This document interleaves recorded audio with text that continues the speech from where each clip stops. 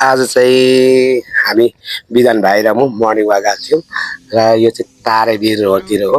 यो चाहिँ तारेभिरदेखि फर्किँदै गरेको अवस्थामा हामीले लिएको एउटा भिडियो हो। एकदमै राम्रो लागेको छ मलाई चाहिँ यहाँको भ्यूहरू, यहाँको वेदरहरू। अहिले काठमाडौँ भ्यालीभित्रको वेदरहरू चाहिँ अलिकति नराम्रो भएको कारणले गर्दा पनि यहाँ चाहिँ अहिले वेदरहरू राम्रो छ। त्यसैले हामीले मर्निङ वाक आज शनिबार भएको कारणले गर्दा पनि हामी चाहिँ अलिक लङ नै जाउँ न त भनेर हामी आज अलिक लङ गयो। हामी जाँदाखेरि लगभग हामी 2 घन्टामा र आउँदा 1 घन्टामा हामी आइपुग्छौँ र त्यसै कारणले गर्दाखेरि यो चाहिँ एकदम बवाल छ। यो भिडियो चाहिँ हेर्नु होला भनेर मैले तपाईहरुलाई रेकमेन्डेसन गर्दिएँ है त। यो चाहिँ नसुत्नुहोस्। लाइक, सब्सक्राइब, शेयर, कमेन्ट सबै गरिदिनु होला।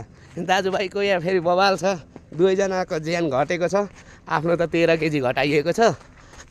आफूले चाहिँ 13 केजी घटाइयो। 76 बाट अहिले चाहिँ 62 मा झारिएको छ। अब हिसाब अलिकति मिलेन होला।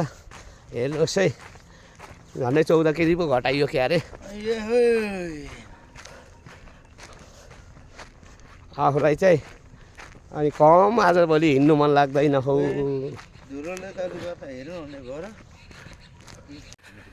पछाडि बिधान भाइ आउँदैछ। बिधान भाइ पनि बनाउँदैछ भिडियो। ट्याक्क रमाइलो छ हाम्रो दाजुभाइको। राम्रै चलिरहेको छ। यो मर्निङ वाक जानु भनेको चाहिँ एउटा त हेल्थको लागि एकदमै राम्रो हो र अहिले चाहिँ काठमाडौँ भ्यालीको वेदरहरू अलिकति साइड इफेक्ट गर्ने अथवा हेल्थलाई अलिक नराम्रो छ भनेर धेरै ठाउँ धेरैवटा न्युजहरूले बाहिर आइराखेको हुँदाखेरि हामी चाहिँ माथितिर जाउँ न त भन्ने हो। त्यसैले हामी यसरी बिहान बिहान हिँड्यौँ भने हाम्रो हेल्थको लागि पनि राम्रो हुन्छ र हामी सबैले एउटा हेल्थ कन्सियस भएर सोच्नुपर्छ भनेर एउटा यो भिडियोको सन्देश पनि हो। त्यसैले हामीले यो भिडियो पनि तयार गरेको हो। अब यो भ्लगको मेन उद्देश्य भनेको चाहिँ तपाईहरुलाई मैले भनिगएँ, यो चाहिँ हाम्रो हेल्थ कन्सियसको लागि नै हो र तपाईहरु पनि मर्निङ वाक गर्नुहोस्। आफ्नो हेल्थलाई अलिकति भए पनि राम्रो बनाउनुहोस्। बिहान हिँड्नु भनेको एकदमै राम्रो पनि हो।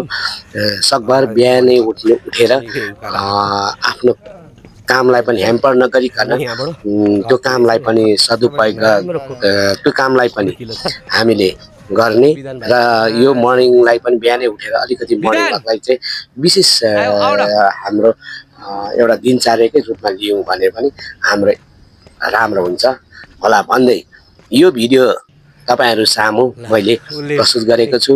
कस्तो लाग्यो यो भिडियोलाई लाइक, कमेन्ट, शेयर र सब्स्क्राइब गर्न नभुल्नु होला भन्दै मेरो यो भिडियो यही अन्त्य गर्दछु। धन्यवाद।